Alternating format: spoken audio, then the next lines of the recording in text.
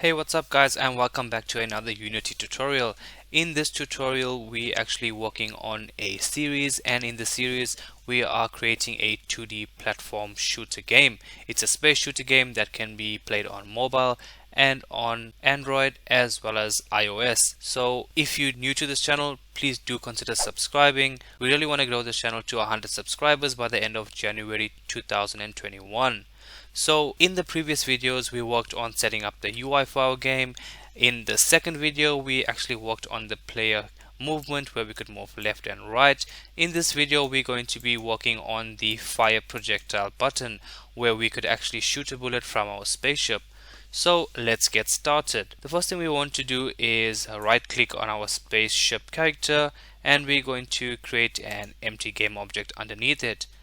This game object is going to be our spawn point for our bullets, so we can rename this to spawn projectile or projectile spawn point. Then we're going to add a script to this projectile spawn point.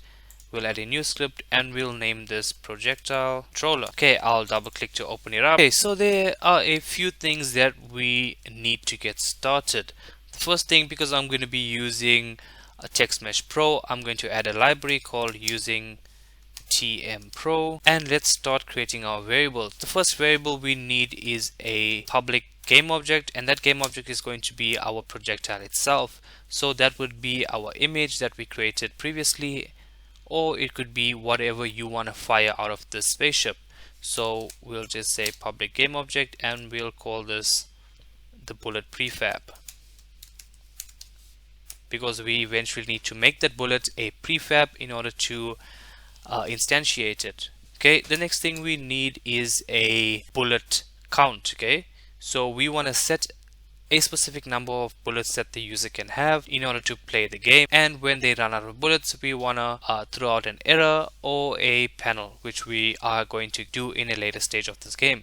So for now let's just create a public int and we'll call this bullet amount, and we're going to set this to 100 for now. The next thing we need is a public Text Mesh Pro UGUI that's going to actually display our number of bullets that we have, and we'll just call this bullet value text holder. Okay, so we're going to remove the start function for now. We don't need it. We're going to remove this comment. In our update function, all we want to do is set the number of bullets that we have to display to the user. Okay, because eventually as I shoot I want the number of bullets to decrease and for the user to see that decrease. So we want to do it every frame. We want to check what's the value and display that value.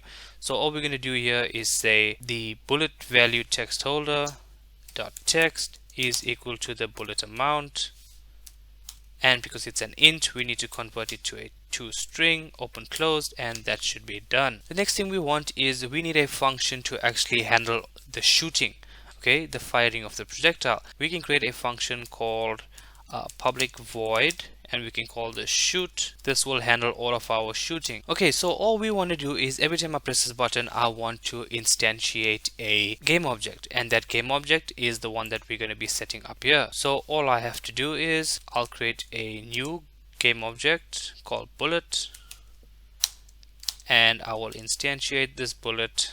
Okay, and if I hover over the instantiate function or the keyword, you see here that it takes in an object original, it takes in a vector 3 position, it takes in a quaternion rotation, and the last thing I think it takes in is a transform. So let's give it all of those values. The first thing it needs is a object, the original object that we want to instantiate, and that's called our bullet prefab. The next thing it needs is a position, so we're going to give it the position of our spawn point. So we'll say this dot transform dot position. We don't even need to say this, we can just say transform dot position. The next thing it needs is a quaternion rotation, but we don't want any rotation on our bullet, so we can just say transform dot position, or you could just say 0 if you want. And the last thing it needs is a transform parent, so we'll just say transform, and we'll close that off. Sorry, this should be transform.rotation because it needs a quaternion rotation. Okay, the next thing I want to do is every time I press this button I want to decrease my bullet count. So I can say bullet amount minus minus and close that off. Okay, the last thing I want to do is I want to destroy this bullet after a period of time, because once it goes off the screen I don't want to leak memory and take up so much of space, because I'll be firing multiple bullets at a time. And after it's out of the screen, if it didn't hit an enemy, I want to just destroy this bullet.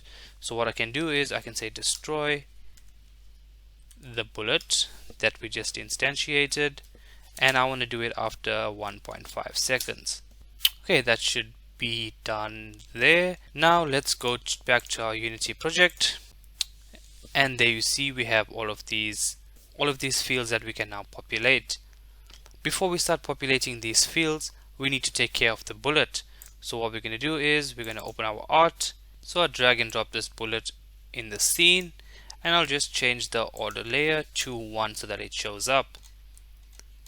Now I can see how it looks when I need to fire it. So I'm just going to rename this as bullet, and now we can get sizing and resizing of our actual bullet. So we just want to maybe thin that out a bit, move it in, and I think that should be fine for now. Then what we're going to do is we're going to create a new folder. We're going to right click in our assets, go to create folder, and we're going to name this prefabs. So all of our prefabs is going to go in this folder. Then I'm going to drag this bullet into the prefab folder, and now you see I have a prefab of this bullet.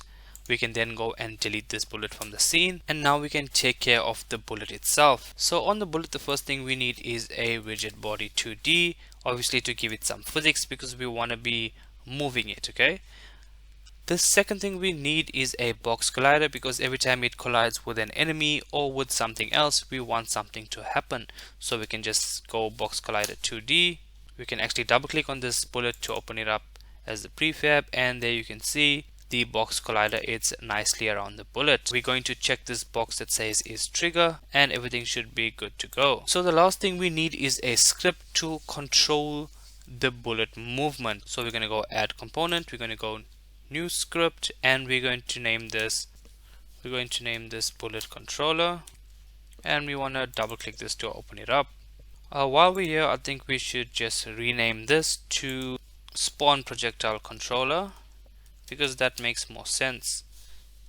So we can just save that. We can go back into Unity and rename this as well. Okay, so let's take care of our bullet controller. So the first thing we're going to do is create our variables that we're going to need, and the first thing we need is to grab a hold of this rigid body. So we'll say public rigid body 2D is equal to RB, and the next thing we need is a public speed or public int speed that we want to set it to. So we'll say public int speed. So what we actually want to do in our start method is say that we want to give it some speed. Every time this is instantiated, we want to give this bullet some speed.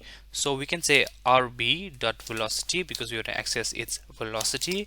We can equal this to a vector2.up, and we'll multiply this by the speed that we're going to set. We can just give this a default speed for now, maybe something like 100, and that should be fine. Let's go out of here, back into Unity.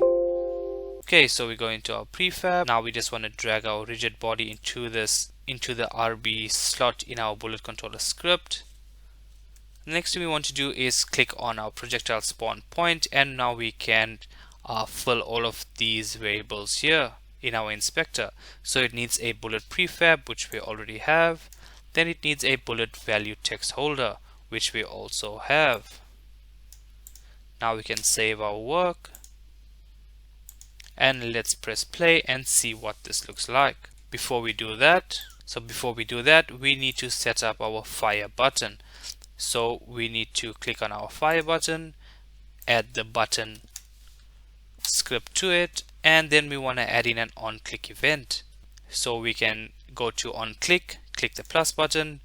We can drag in this projectile spawn point because that's where our function is in. Then we can go to the spawn projectile controller, and our function is called shoot.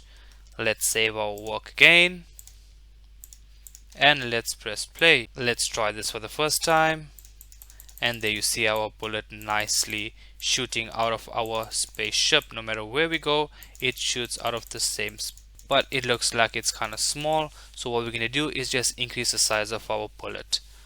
So we'll open the bullet in the prefab, scale that up a bit, and let's try it out now. That looks much better.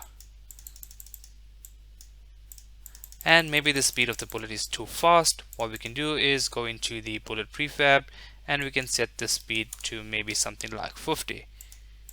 Let's replay this and see what it looks like now. Yeah, and that looks something more like it. And as you can see on the top left, as we shoot a bullet, it decreases the amount of bullets we have left, and that's what we wanted. So that takes care of our projectile, or firing of our projectile.